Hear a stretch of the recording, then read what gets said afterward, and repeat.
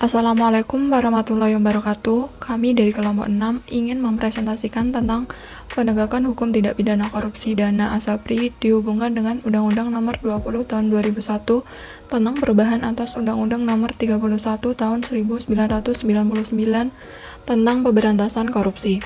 Yang beranggotakan yang pertama Ilma Wahyu NIM A131200006, yang kedua Sabdo Gusti NIM A131200018, yang ketiga Daigo Christian NIM A131200024, yang keempat Lailatul NIM A131200036, yang kelima Diah Ayu NIM A131200038, yang keenam Ega Mawarni NIM A131200057, yang ketujuh Afan Alfani NIM A131200116, yang ke-8 Rianio Luciana NIM A131200139, yang terakhir Gunimantul Islamiyah NIM A131200144.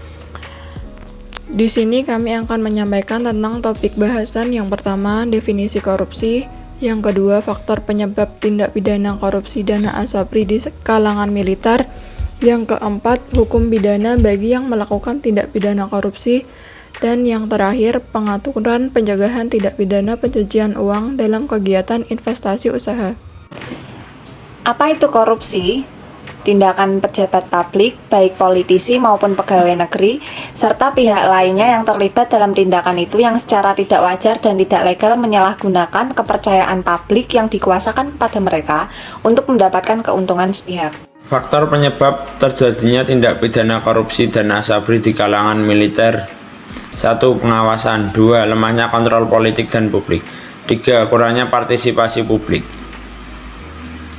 1. Pengawasan. Minimnya pengawasan dan transparansi proses pengadaan alutsista dapat menimbulkan celah bagi pejabat yang bertugas melakukan pengadaan. Pengawasan yang kurang kuat dapat membuat anggota TNI terlalu leluasa bermain dalam pengadaan barang dan jasa. 2. Lemahnya kontrol politik. Lemahnya kontrol politik dari parlemen maupun kontrol publik dari masyarakat terhadap institusi militer. Kemudian lemahnya kontrol dan pengawasan internal di lingkungan Kemenhan maupun TNI. 3. Kurangnya partisipasi publik. Kurangnya partisipasi publik dalam proses legislasi kebijakan dan penganggaran sektor pertahanan dan keamanan. Kurangnya transparansi dan akuntabilitas pengelolaan anggaran belanja Kemenhan dan maupun TNI. Kurangnya transparansi dan akuntabilitas pengelolaan pengadaan barang dan jasa di Kemenhan maupun TNI. Pidana bagi anggota militer yang melakukan tindak pidana korupsi. Para terdakwa terbukti secara sah meyakinkan bersalah melanggar pasal 2 ayat 1 Undang-Undang Nomor 31 Tahun 1999 sebagaimana diubah dan ditambah dengan Undang-Undang Nomor 20 Tahun 2001 tentang perubahan atas Undang-Undang Nomor 31 Tahun 1999 tentang pemberantasan tindak pidana korupsi junto pasal 55 ayat 1 ke 1 KUHP. Akibat perbuatan para terdakwa, PT ASAPRI Persero mengalami kerugian senilai 22,7 triliun. Berikut merupakan para terdakwa kasus tersebut. Yang pertama, Lukman Purnomo Sidi, dipidana penjara 13 tahun, dikurangi selama terdakwa ditahan dengan pidana denda sebesar 750 juta rupiah, subsidiar kurungan selama 6 bulan. Yang kedua, Jimmy Sutopo, dengan pasal 2 ayat 1 Undang-Undang Nomor 31 Tahun 1999 yang diubah dengan perubahan Undang-Undang Nomor 31 Tahun 1999 ditambah dengan Undang-Undang Nomor 20 Tahun 2001 tentang junto pasal 55 ayat 1 ke 1 KUHP dan pasal 3 Undang-Undang Nomor 8 Tahun 2010 tentang pencegahan dan pemberantasan tindak pidana pencucian uang yang dikenai pidana penjara 15 tahun, dikurangi terdakwa ditahan dengan pidana denda sebesar 150 juta rupiah dan membayar uang pengganti sebesar 364.868.567.350 rupiah dengan ketentuan jika tidak membayar uang pengganti selama 1 bulan sesudah putusan maka harta benda dapat disita. 3. Terdakwa Bahtiar Effendi dipidana penjara selama 12 tahun, dikurangi terdakwa ditahan dengan pidana denda sebesar 750 juta rupiah, subsidiar pidana kurungan selama 6 bulan dan membayar uang ganti rugi sebesar 450 juta Rp783.950 dengan ketentuan apabila tidak membayar uang pengganti maka harta benda dapat disita. 4. Terdakwa Hari Setianto dikenai pidana selama 14 tahun dikurangi selama terdakwa ditahan dengan pidana denda sebesar Rp750 juta, subsidi air pidana kurungan selama 6 bulan dan membayar uang ganti rugi sebesar Rp873.883.500 dengan ketentuan apabila tidak membayar uang pengganti maka harta benda dapat disita. Pengaturan pencegahan tindak pidana pencucian uang dalam kegiatan investasi usaha. 1. Komisi Pemberantasan Korupsi. Kewenangan melakukan penyelidikan terhadap atau untuk tindak pidana korupsi bagi penyidik KPK didasarkan pada pasal 6 Undang-Undang Nomor 30 Tahun 2002 tentang Komisi Pemberantasan Korupsi. 2. Pusat Pelaporan Analisis Transaksi Keuangan. Dalam melaksanakan tugasnya diatur dalam Undang-Undang Nomor 8 Tahun 2010 tentang Pencegahan dan Pemberantasan Tindak Pidana Pencucian Uang dan Peraturan Presiden Nomor 50 Tahun 2011. Nomor 3. Kepolisian. Di dalam KUHP, salah satu institusi yang diberi kewenangan untuk melakukan penyelidikan dan penyidikan adalah Kepolisian Negara Republik Indonesia.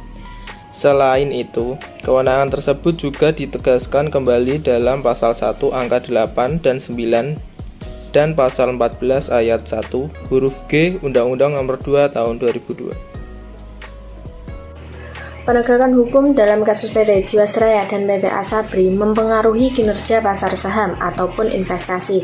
Analisis CSR Research Institute, Reza Priambodo mengungkapkan bahwa setiap kasus hukum yang menjerat salah satu emiten akan membuat harga saham turun karena pelaku pasar khawatir. Reza pun mencontohkan Asabri Jiwasraya membeli saham A dengan harga Rp2.730 dan setelah 3 bulan investasi ternyata harga sahamnya turun menjadi Rp2.630. Akhirnya secara pembukuan dia sudah mengalami kerugian berapa? 100 poin. Nah, 100 poin itulah yang disebut sebagai unrealized loss. Jadi ruginya rugi potensial seperti itu. Misal karena proses hukum ini menyebabkan polisi dan Asabri maupun Jiwasraya tidak bisa dicairkan. Lalu Jiwasraya dan Asabri anggaplah masing-masing memiliki 500 investor. Lalu mereka tidak percaya lagi dengan pasar modal. Artinya kita sudah kehilangan 1000 investor. Terkait kasus Asabri Jiwasraya, Reza pun menambahkan masyarakat bisa meminta ke otoritas jasa keuangan supaya bisa memberikan masukan bagaimana menangani kasus hukum dengan proses hukum yang baik.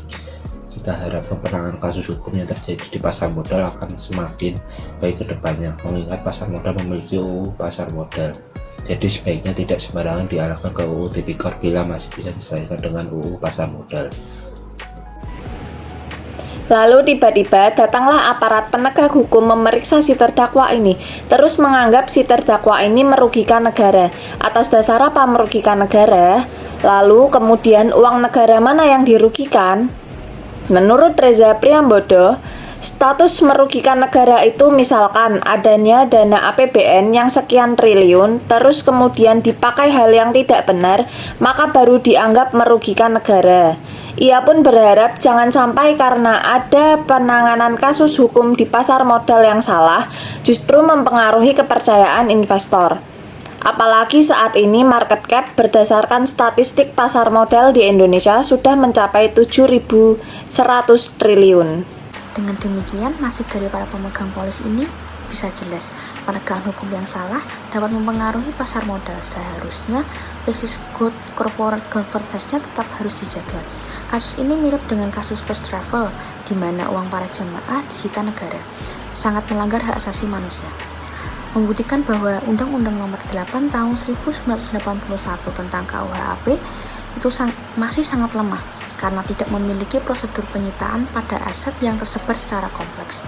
Ia menegaskan dalam pasal 39-49 KUHP menyebut bahwa penyitaan hanya bisa dilakukan jika keputusan sudah berkekuatan hukum tetap. Adapun Direktorat Jenderal Kekayaan Negara atau DJKN, Kementerian Keuangan atau Kemenku menargetkan hasil lelang dari barang sitaan kasus korupsi investasi Asabri dan Jiwasraya setinggi-tingginya untuk menutup kerugian negara. Kesimpulan, minimnya pengawasan dan transparansi menimbulkan celah bagi pejabat yang bertugas melakukan pengadaan. Pengawasan yang kurang kuat membuat TNI leluasa. Peradilan militer kerap kali berjalan tertutup dan tidak banyak diketahui publik. Lemahnya kontrol politik dari parlemen maupun kontrol publik terhadap institusi militer membuat kasus ini terjadi. Dari hal tersebut, perlu dilakukannya pembaruan hukum agar lebih efektif sehingga korupsi di kalangan militer dapat dicegah. Semoga penanganan kasus hukum yang terjadi di pasar modal akan semakin baik ke depannya. Mengingat pasar modal memiliki undang-undang pasar modal, jadi sebaiknya tidak sembarangan dialihkan ke undang-undang tipikor bila masih bisa diselesaikan dengan undang-undang pasar modal. Sekian dari kelompok kami. Terima kasih. Wassalamualaikum warahmatullahi wabarakatuh.